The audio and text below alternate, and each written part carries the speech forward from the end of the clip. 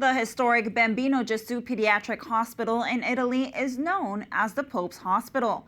Founded in 1869, it unites innovation with care to help sick children.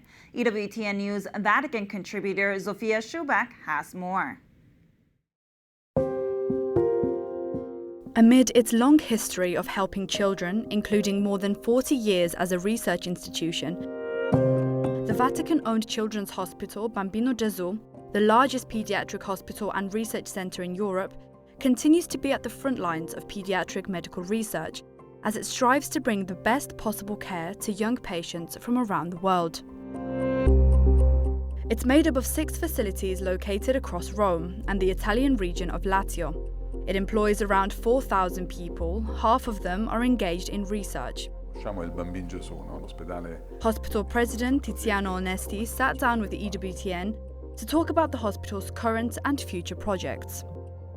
The Bambino Gesu Children's Hospital, as everyone in Rome knows it, is the Bambino Gesu. The Hospital of the Holy See in Rome is what we call the Pope's Hospital. It was founded more than 150 years ago in 1869, and it has always had, so to speak, this mission in its DNA, to care for and treat the most vulnerable, in this case, children. And children are vulnerable. We always say children don't ask for anything. They don't vote. They don't speak up. They don't protest. But they are our future. Perhaps you could say a little about where we are now. Where are we in terms of the hospital's research activities? In the facility at San Paolo, the Bambino Gesu facility at San Paolo, the so-called San Paolo campus, has within it a series of laboratories that are highly innovative, so to speak.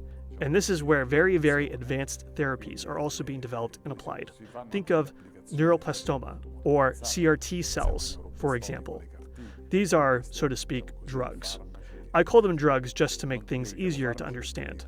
But in reality, they are viral constructs made in a particular way that allow them to attack the tumor mass in a child who is ill at that moment. What has leading Bambino Gesu taught you? Your service, your responsibilities, your leadership in an institution that takes care of children.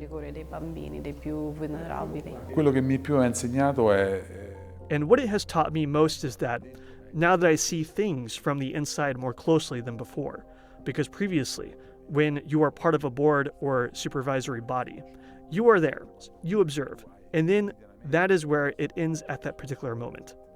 Whereas when you have daily access to the hospital, I am at the hospital all day, from morning until evening.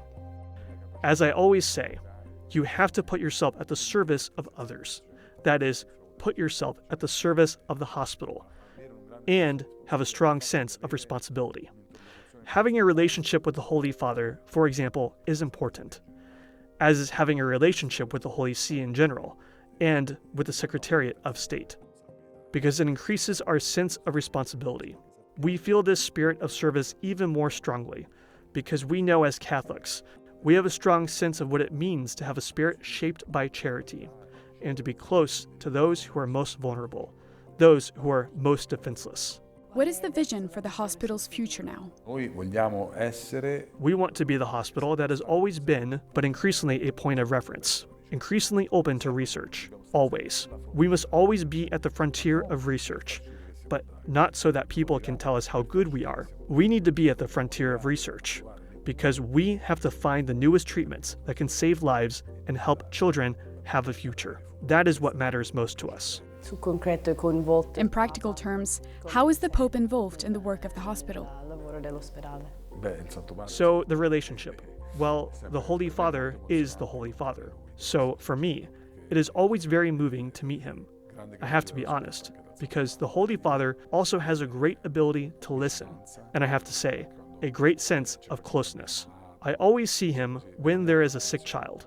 And, well, I see that he pays a great deal of attention to what we do, I have to say. So we are part of the Holy See's family because we are part of the Holy See. And so, as members of the Holy See's family, we see ourselves, in a way, as members of that family. So, on a personal level, my relationship with the Holy Father is very, if I may say so, It is very gratifying to me because spending half an hour with him, or however much time he gives me, is always very stimulating because there is a dialogue. Thank you, Dr. Onesti, for your time. Thank you. Thank you.